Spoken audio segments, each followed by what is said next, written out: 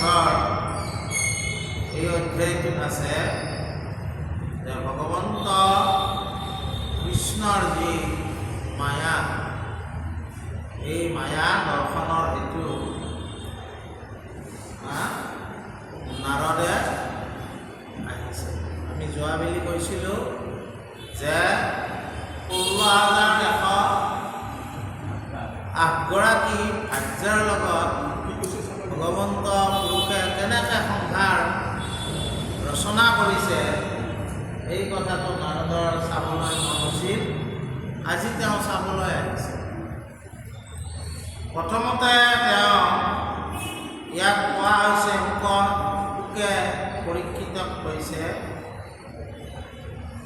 যে যুগৰ ঈশ্বৰ যোগীশ্বৰ।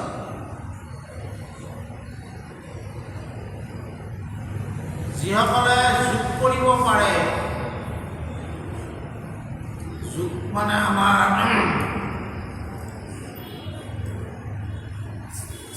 পতঞ্জলি ঋষিমুনিয়ে যি যোগৰ ব্যৱস্থা দিছে,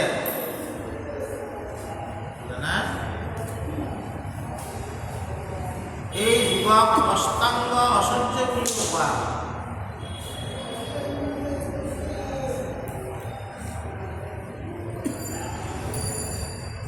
আমি যে প্ৰাণায়াম,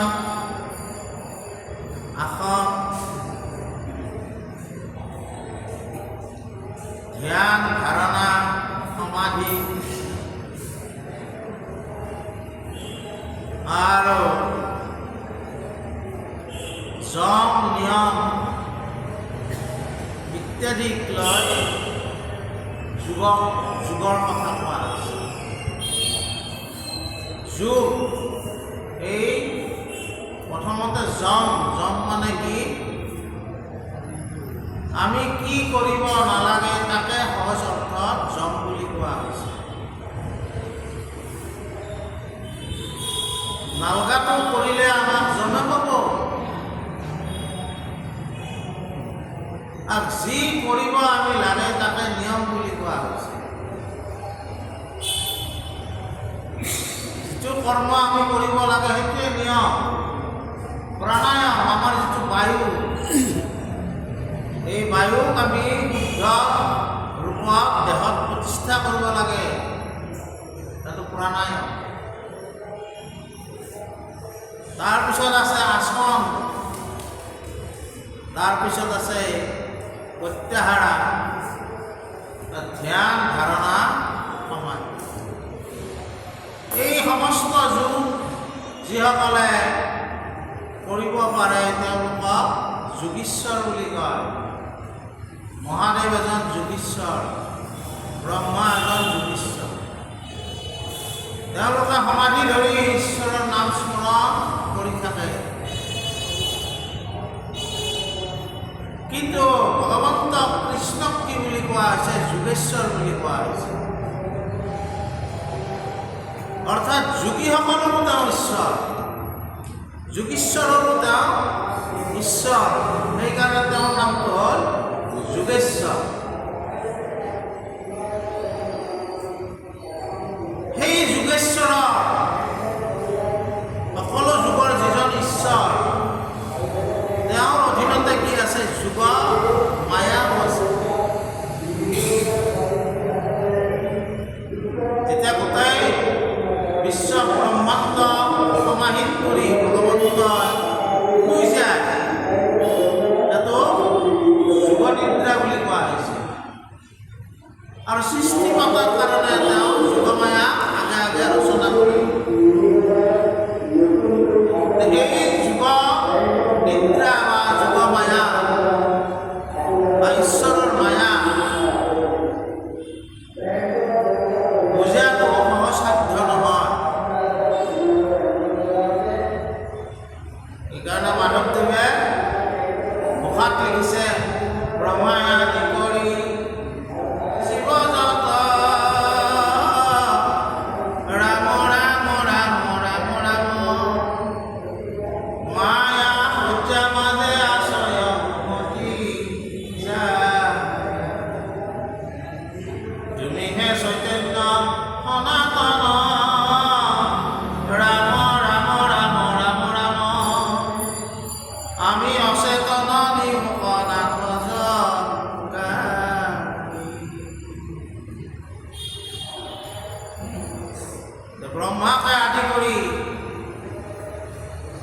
শিৱকে আদি কৰি সকলোৱে এই মায়াতে আছে বুলি কৈছে। ব্ৰহ্মায়ো এই মায়াৰ পৰা হাত সাৰিব নোৱাৰিলে, সেইকাৰণে ৰাম নিৰঞ্জন নিৰঞ্জন নিৰঞ্জন হৰি নাম নিৰঞ্জন নিৰঞ্জন হৰি। শংকৰদেৱ গুৰুজনে শিশুলীলাৰ শেষৰ ঘোষাটো ব্ৰহ্মাই কেনেকৈ মোহিত হৈছে সেই কথাখিনি লিপিবদ্ধ কৰিছে। আৰু হৰমোহন হৰ অৰ্থাৎ মহাদেৱে এই কুৎসিত মায়া মোহনী ৰূপ চাব আহি মোহিত হৈছে। আমি বিস্তৃতলৈ নাযাওঁ। আজি আমাক কৈছে সেইজন যোগেশ্বৰ, এই যোগেশ্বৰৰ অধীনতে কি হৈ থাকে, কাল মায়া সকলোৰে তেওঁ অধীন। এই সকলোবোৰ যোগেশ্বৰ ভগৱন্ত কৃষ্ণৰ অধীন, কিন্তু আমি মায়াৰ দ্বাৰাই প্ৰকৃত হওঁ। এই মায়া কৃষ্ণৰ এই বৈষ্ণৱী মায়া দৰ্শনৰ হেতুৱে নাৰদে দ্বাৰা পলাই আহিছে। প্ৰথমতে ৰুক্মিণী গৃহত গৈছে, তাৰ পৰা আহিলে এইবাৰ সত্যভামাৰ লগত ভগৱন্তই কি কৰি আছে, পাশা খেলি আছে।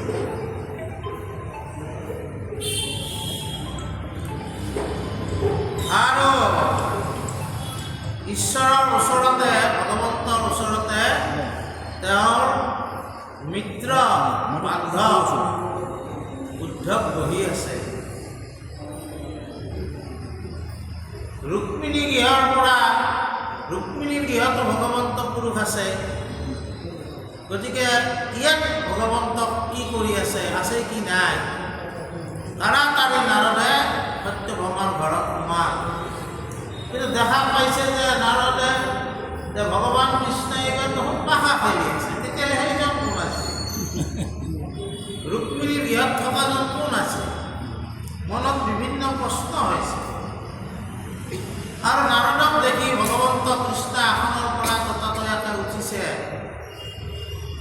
বাদ্য অৰ্ঘ লৈ তেওঁৰ ভৰি ধুই দিছে, বাদ্য অৰ্ঘ লৈ তেওঁক আদৰি আনিছে। তাৰপিছত কি হৈছে,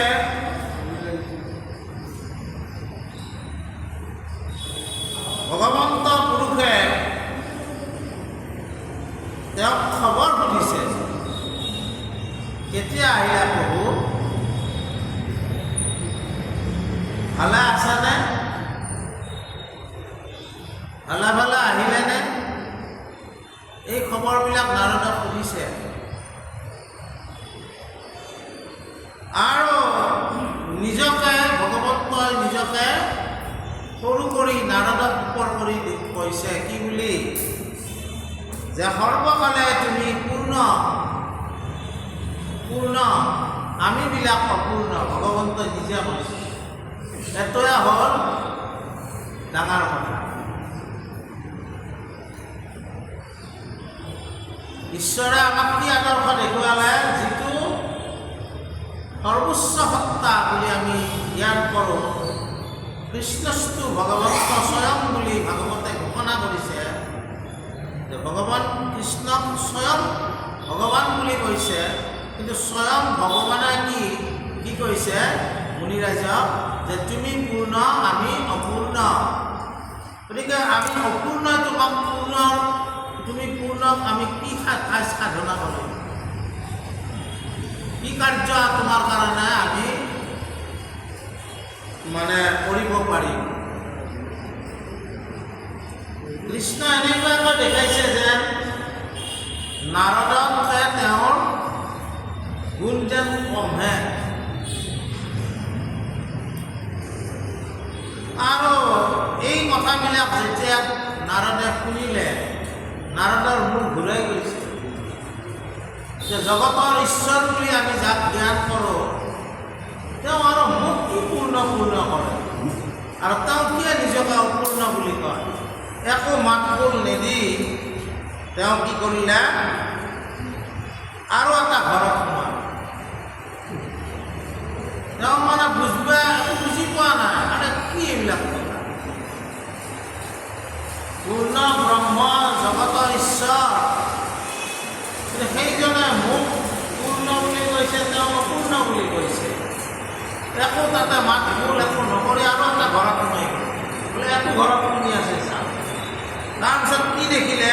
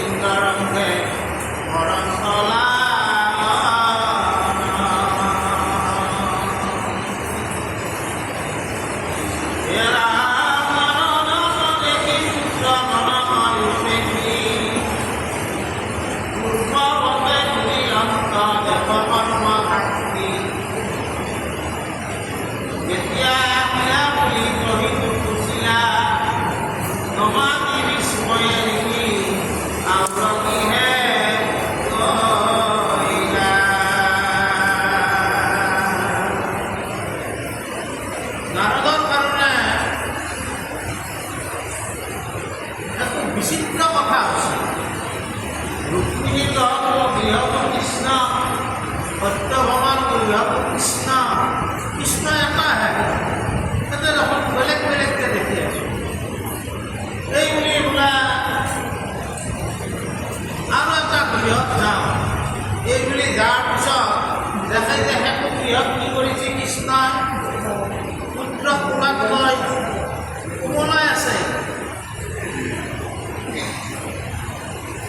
আৰু দেখা পালে যেতিয়া নাৰদক ভিতৰ সোমোৱা, পুত্ৰক মানে থৈ দি নাৰদক আগবঢ়াই লৈ গুচি গ'ল। কোনে পূৰ্বমতে সৰ্বসাক্ষী, ভগৱন্ত সাক্ষী বুলি কৈছে। আপুনি জীৱৰ সাক্ষী, কৃষ্ণ কৃপাময়, কাংক এৰি সামান্য সেৱাই ঘূৰা হয়। আমি সেৱা কৰিব লাগে কা আপোনাৰ ভিতৰত যিজনে আত্মাৰূপে আছে, তেওঁকে আমি সেৱা কৰোঁ।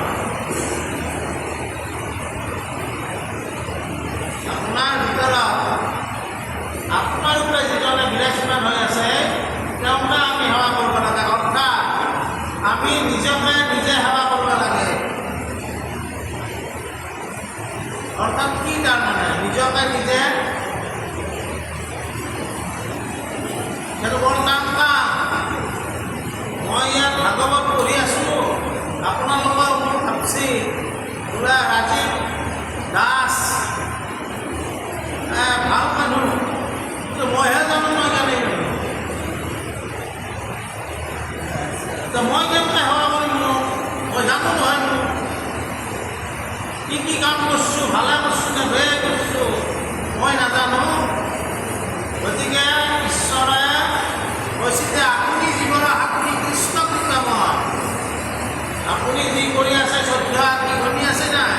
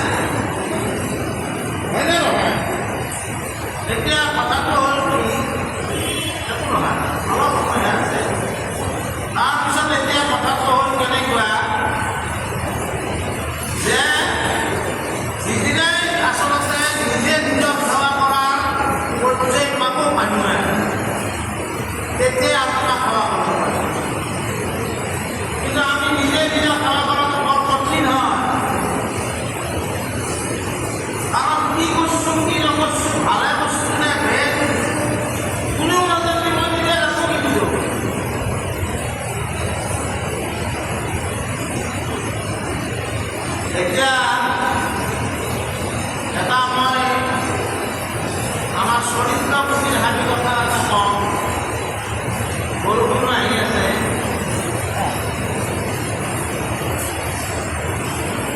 আমাৰ মাধৱদেৱ গুৰুজনে এদিনা গধূলি প্ৰসংগৰ অন্তত ভকতসকলক সত্যকে বগৰী দিলে।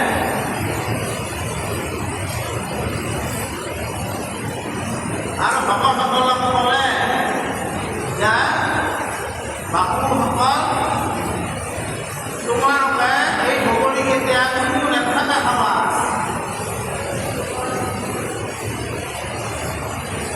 বুজিলা? হ'ব বা এইবিলাক গোটেইবিলাকে ল'লে। এই ভকতসকলৰ মাজত চিৰামাতাও আছিল। জীৱন নতুন চিৰামাতা। কোনোবাই অলপ আন্ধাৰ মুন্ধাৰ জেগাত বগৰী খালে, কোনো দেখা নাই। ইমান আন্ধাৰ মুন্ধাৰ হৈ আছে, কোনো দেখা নাই। কোনোবাই গেছত খালে, কোনোবাই বাৰীত যাই খালে। বাৰী মানে আমাৰ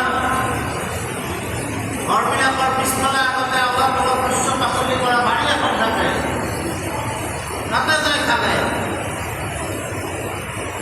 এতিয়া খাবা কৰিলে খুলি চিৰামাতাই ভাবছিল যে গুৰুজনে তোমাকো নেখাতে খাবা দিছিল। ঘৰৰ ভিতৰত যে খাবা পায়, জেঠিটো যে খাবা, আৰু এটা ৰুমত গেল, সেইটোত খাব বুলি ভাবে, সেইটোত মেকুৰীটো বহি আছে। আৰু বাহিৰৰ পৰা আহি দেখিলে যে চন্দ্ৰটো ওলাই আছে। গুৰুজনে তাকো নেখাতে খাবা দিছিল, কেনেকৈ খাব দিয়া? ভিতৰত জেঠি আৰু ভিতৰত মেকুৰী, বাহিৰত চন্দ্ৰ। বুজা নাই? তাৰপিছত পিছদিনা যাই সকলোৱে কৈছে, বাপুসকল তোমালোকে বগৰী খালানে? পুৰা ভাত হয়, আপুনি আগে কৰিছিল নহয়, আমি খালা হৈছে। বোলে মই খোৱা মতে খাইছে নাই? বোলে হয়, কোনো দেখা নাই। মোক কোনো দেখা নাই, মই একদম বাৰীত যাই খাইছোঁ। আৰু এজন ভকতে ক'লে, মোকো দেখা নাই, মই ৰাস্তাতে খাই পেলাইছোঁ।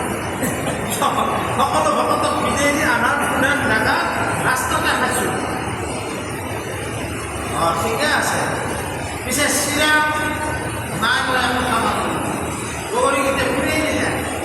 কিয়? বোলে আপুনি যেনেকৈ খাবা দিছে, কোনো নেখা কৰি ভিতৰত খাবা হলো জেঠিটো টিকটিকায়, তাৰে ভিতৰত খাবা হলো মেকুৰী মেও কৰে, বাহিৰত আহি খাবা হলো চন্দ্ৰটোৰ ওপৰত পইচাই আছে।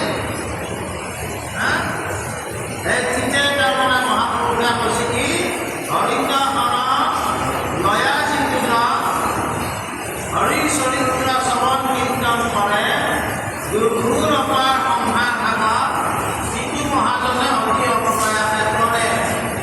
ৰামকৃষ্ণ কুল ভাইয়ে পৰম যতনে তেতিয়া যতন নাই।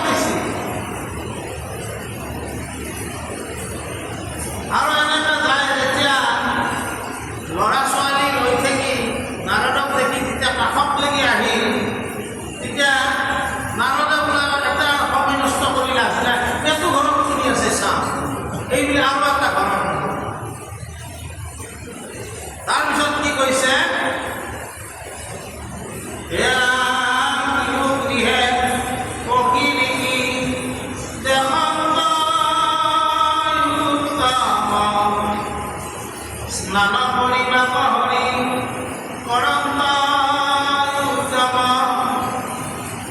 তিলক বাক্যমি কুকুমহংকা ধরি করন্ত বর্মণরিণী শান্ত দৃষ্টি ভরি কৈলহংকার গৃহ কপিলন্ত ভূমি দেহন্ত মাধবে হুম করন্তয়া মুনি পঞ্চমহাযজ্ঞ যে জনন্ত আউর খাই তাক দেখি আউর গৃহে কপিলন্ত গাই। এনেকে নাৰদে আৰু এটা গৃহত প্ৰৱেশ কৰিলে। তাতে যে দেখে ভগৱন্ত এইবাৰ স্নান কৰিব উঠিছে। স্নান কৰোঁতে তৰ্পণ কৰে নহয়, তিল কুল কমল মিছ কৰি শংকৰ জল দেই তৰ্পণ কৰা বুলি কয়। আমাৰ মহাপুৰুষীয়া পন্থৰ লোকসকলে নকৰে, কিন্তু ব্ৰাহ্মণ্যবাদী লোকসকলে এইবিলাক কৰে। তেওঁলোকৰো অৰ্থ আছে যে আমি যি জল পাইছোঁ ঈশ্বৰৰ কাৰণে পাইছোঁ, অলপ ঈশ্বৰকো জল অৰ্পণ কৰা কৃতজ্ঞতা, বুজা নাই? আমাৰ কিন্তু ভগৱন্তক স্মৰণ শ্ৰৱণ কীৰ্তন কৰিলে সকলো ফল পোৱা যায়। এনেকে নাৰদে দেখিলে আৰু তাৰ পৰা চুপি পেলাই চাই দেখিলে যে ইয়াতে গা ধুই আছে, ইয়াতেও কৃষ্ণ আছে। আৰু এটা গৃহত যায় দেখে যে তাতে মানে হোম কৰি আছে, যজ্ঞ কৰি আছে, আৰু ক'ৰবাত পঞ্চযজ্ঞ কৰি আছে। এনেকে তেওঁ দেখি দেখি আৰু এটা গৃহত সোমাল, য'তে যায় ত'তে কৃষ্ণ। প্ৰত্যেকটো গৃহ ভগৱন্ত কৃষ্ণ আছে। তাৰপিছত মানে কি হ'ল,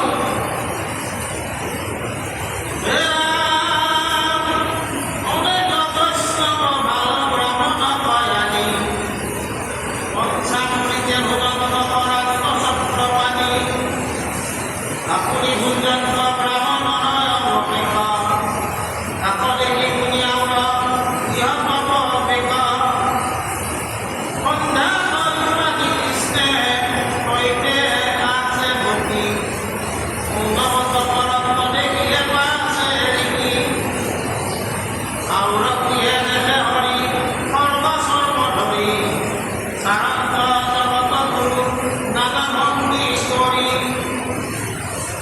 কঠো ঘূৰে চৰি হৰি পুৰন্ত আনন্দে আউৰ স্থানে দেখে কৃষ্ণে পুৰে হস্তি স্কন্ধে।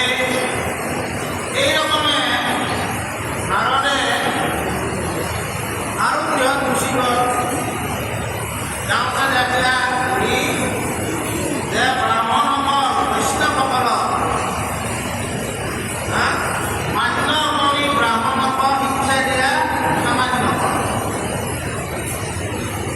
ভকত বান্ধৱ বৈষ্ণৱ ব্ৰাহ্মণ এই সমস্ত আমি সেৱা কৰিব লাগে, কাৰণ ভগৱন্তই নিজেও তেওঁলোকৰ সেৱা কৰিছিলে, দেখুৱাইছে আমাক লীলা কৰি। মান্য কৰি ব্ৰাহ্মণক শিক্ষা দিয়া সামান্যসকল। এনেকৈ তেওঁ বৈষ্ণৱৰ সেৱা, ব্ৰাহ্মণৰ সেৱা, মহন্তৰ সেৱা, সকলোবিলাক ভকতৰ সেৱা কৰি আছে। আৰু গৃহত দেখে দেখি কৰবাত তেওঁ যি সন্ধ্যা যিটো সন্ধ্যা কৰি আছে, কৰবাত মৌনপুৰত ধৰি আছে, ক'ৰবাত ঘোঁৰাত উঠি আছে, ক'ৰবাত হস্তিত উঠি আছে, আৰু ক'ৰবাত মানে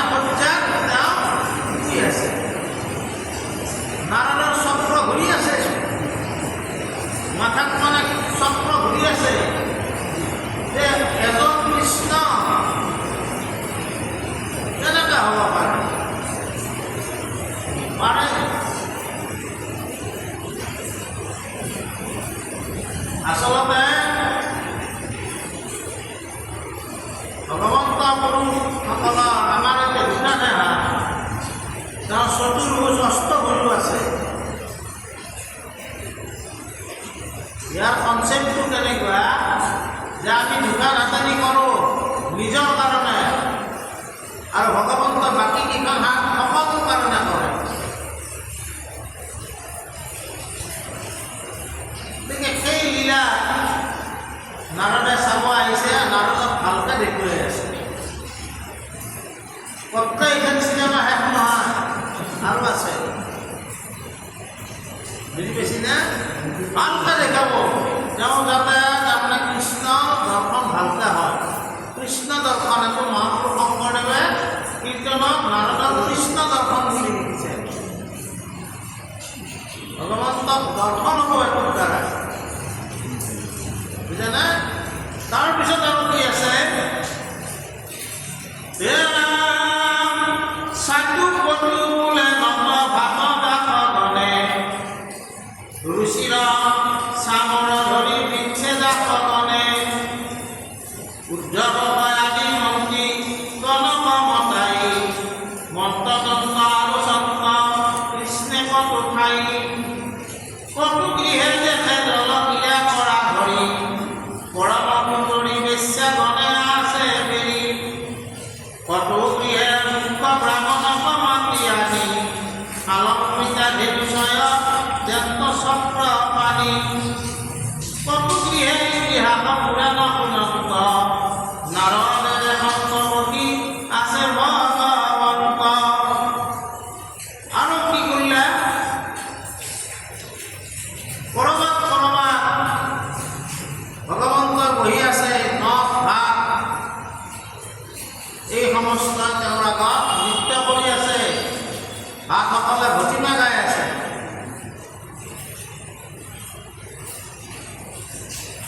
আৰু কৰবাত তেওঁ বহি আছে, দাসসকলে তেওঁক বিচি আছে। আৰু কৰবাত মন্ত্ৰীসকল পাতিছে, উদ্ধৱ তাত আছে আৰু মন্ত্ৰীসকলৰ লগত কৰবাত তেওঁ আলোচনা কৰি আছে। মন্ত্ৰণা মন্ত্ৰী কি দে মন্ত্ৰণা দে। আৰু কৰবাত অলপমান তাৰমানে একোলাণ্ডতো আছে। একোলাণ্ড মানে বুজি পোৱা নাই, আমাৰ নাপাচ্ছি দক্ষিণ পাৰত দেখি আমি যাই পোৱা নাই, নাপালোঁ। তাৰে আগে আগে অধিকাৰ হ'ল, আগতে যাব পাৰিলোঁ হয়, এতিয়া তোমালোকে যাবা। হা এতিয়া পশ্চিমীয়া সংস্কৃতি আমাৰ ফালে আহি গৈছে, তাতে যাই মানে বিভিন্ন ধৰণৰ চশমা পিন্ধি চুইমিং কষ্টিউম পিন্ধি আমাৰ মানুহে তাতে কি কৰি আছে? জলক্ৰীড়া কৰি আছে।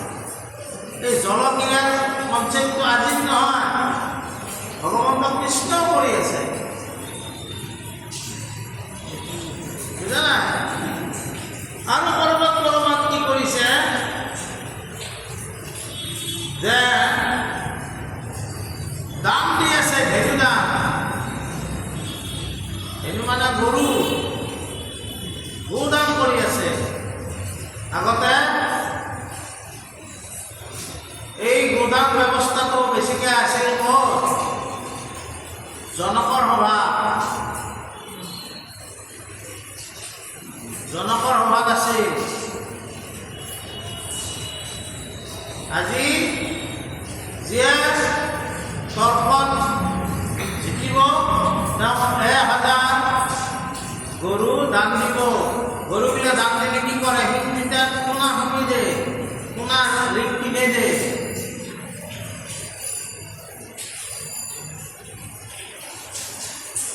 তাৰমানে গৰুৱে নাপায়, একেলগে মুদ্ৰাও পায়। এতিয়া ভগৱন্তও কি কৰি আছে? ধেনু দান কৰি আছে। আৰু কি হৈছে? কৰবাত তেওঁ পণ্ডিতসকলৰ লগত ইতিহাস আৰু পুৰাণ আলোচনা কৰি, অলপ সাহিত্য আলোচনা কৰিছিল। নাৰদৰ লাহে লাহে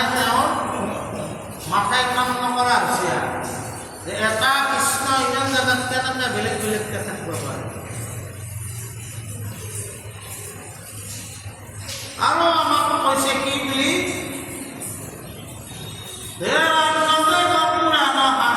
ভাগৱত আদি অনন্ত মাধৱে মহান্ত মন্ত্ৰবিধি কতো হব দিয়ে নিজ ভাৰ্যাই ভীতি পৰিহাস কথা পৰিহাসন্ত শ্ৰীপতি কতো গৃহে ধৰ্ম সেৱা কৰন্ত যাদৱ কতো অৰ্থ কাম শাস্ত্ৰ আনন্দ মাধৱ। তাৰমানে কতো মন্দিৰত পৰমাত্মাক চিন্তন প্ৰকৃতিটোৰ পৰা যিটো ব্ৰহ্ম ভগৱন্ত। আৰু কি কৰিছে ভগৱানে যিমান পুৰাণ আছে শাস্ত্ৰ আছে ভাগৱতকে আদি কৰি এইবিলাক ভগৱন্ত শুনি আছে। আমাৰ যে ইমান বৰ্ণনা কৰাৰ কাৰণটো কি? কৃষ্ণই যি যি কৰ্ম কৰিছে আমি কৰিব লাগে। কৃষ্ণই একফালে ভাগৱতো শুনি আছে, পুৰাণো শুনি আছে, ইতিহাসো শুনি আছে, মন্ত্ৰতন্ত্ৰও আলোচনা কৰি আছে। এটা পূৰ্ণ জীৱনত সকলোবিলাক দৰকাৰ আছে, বুজা নাই? আৰু কি কৰিছে কৰবাত নিজৰ ভাৰ্যাৰ লগত ফেমিলিয়া কথাও পাতি আছে। আপোনালোকে পাতে নে নাপাতে? কেতিয়াবা কেতিয়াবা পাতে, পাতিবই লাগে। ফেমিলিয়া কথাই হ'লেও মানুহৰ আনন্দ লাগে। আৰু এই আনন্দ তেওঁ পূৰ্ণ আনন্দ কিন্তু সেই পূৰ্ণ আনন্দ কিন্তু হোৱা সত্ত্বেও মনুষ্যৰ লীলা হিচাপে তেওঁ পত্নীৰ লগত ফেমিলিয়া কথা কৈ আনন্দ কৰি আছে। তাৰমানে কি বুজাইছে যে আমিবিলাকক এই ধেমালিখিনি নিজৰ পত্নীৰ লগত কৰিব লাগে। এটা যদি পূবফালে এটা যদি পশ্চিমফালে থাকে ইমান সংসাৰ ভাল নহ'ব, বুজা নাই? ভগৱন্তই তেনেকৈ কৰিছে। আৰু কি কৰিছে? ধৰ্ম সেৱা কৰি আছে আৰু অৰ্থ কাম শাস্ত্ৰ, ধৰ্ম অৰ্থ কাম মুখ্যৰ কথা ভগৱন্ত ইয়াত কোৱা নাই, মুখ্যটো বেলেগ বস্তু। চতুৰ্বৰ্গ ধৰ্ম অৰ্থ কাম মুখ্য, এই হ'ল চতুৰ্বৰ্গ। এই চতুৰ্বৰ্গৰ মুখ্যৰ বাহিৰে এই তিনিটা কথা কৈ আছে।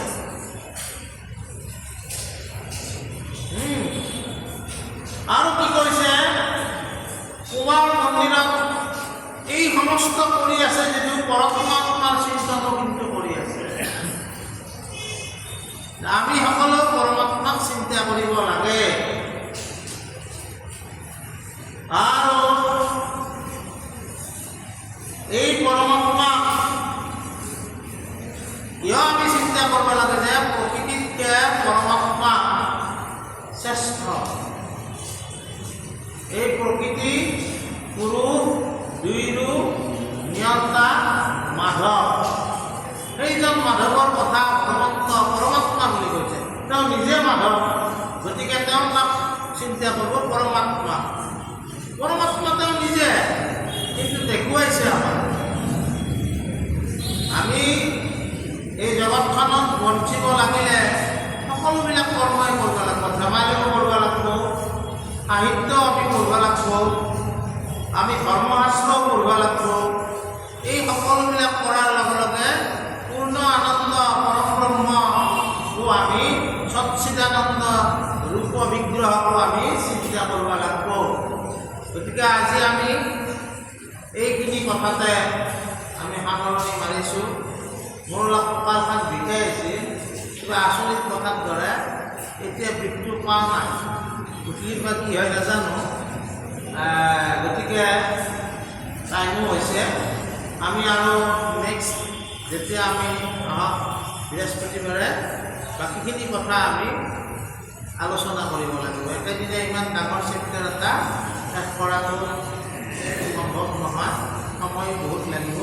গতিকে আজি আমি যাতে ভগৱন্ত পুৰুষে পৰম ব্ৰহ্মক চিন্তা কৰা বুলি এটা আদৰ্শ দেখুৱাইছে, আমিও সেই পৰম ব্ৰহ্মক চিন্তা কৰিয়ে আজি এই অনুষ্ঠান সামৰিব পাৰোঁ। কৃষ্ণ অপৰাধ